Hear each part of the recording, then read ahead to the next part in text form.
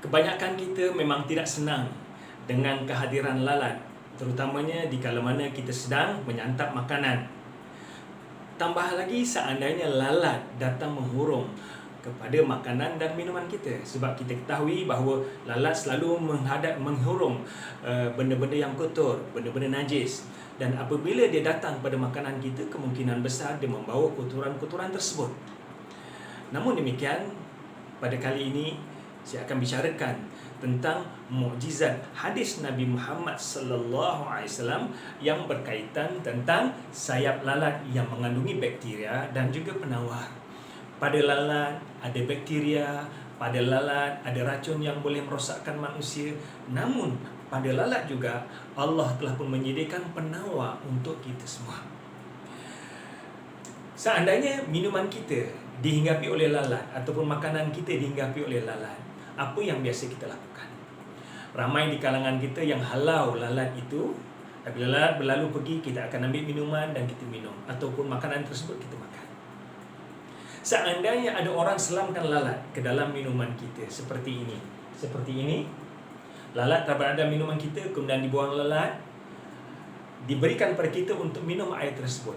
Adakah tuan-tuan bersedia untuk minum air tersebut? Saya yakin sebahagian besar di kalangan kita akan merasa geli, rasa reluctant untuk minum air tersebut. Sebab kita nampak air tersebut seperti air yang kotor. Lalat ada di situ. Walaupun telah dibuang, kita nampak lalat sebelum ini berada di situ. Apakah benar air ini kotor?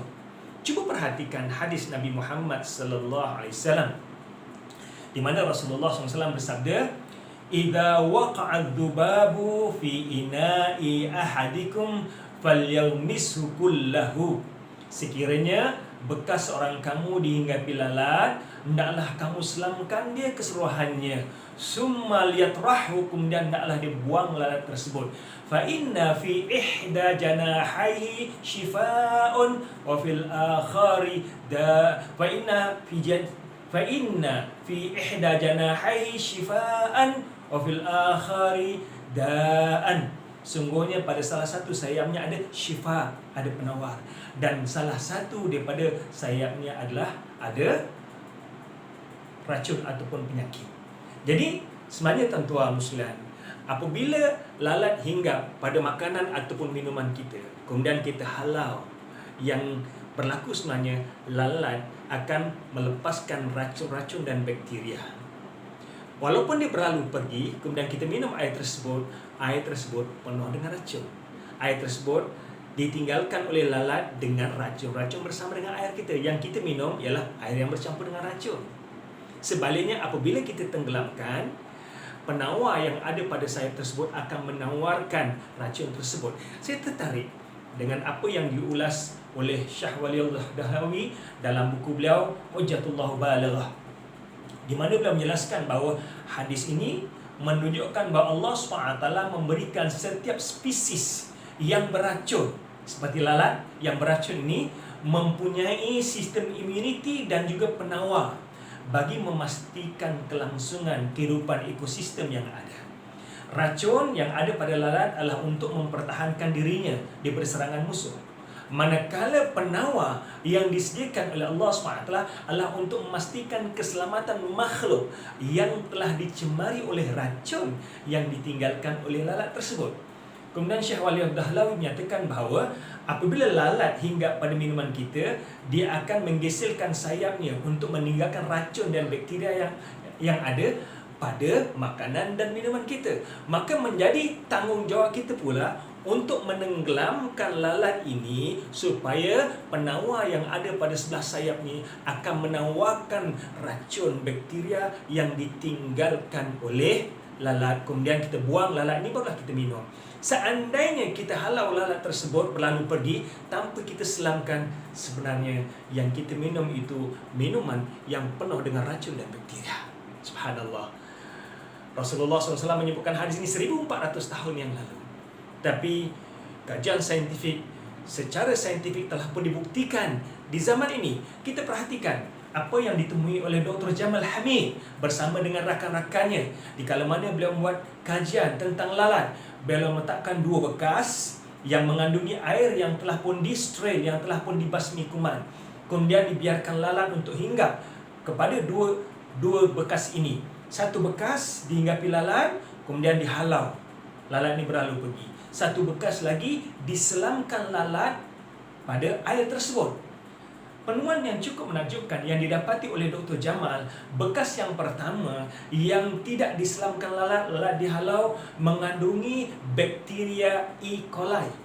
Dalam eksperimen yang lain, Dr. Jamal menggunakan lalat jenis lain dan beliau juga menemui bakteria walaupun jenis bakteria yang berbeza, tetapi conclusion yang diberikan oleh Dr. Jamal ialah lalat membawa bakteria. Namun demikian, setiap lalat, setiap spesies lalat kemungkinan membawa spesies bakteria yang berbeza. Namun unik yang kedua ialah bekas yang kedua, setiap lalat ni beliau menyatakan bahawa ada meninggalkan sejenis antibiotik. Ya, meninggalkan sejenis antibiotik yang dinamakan actinomyces,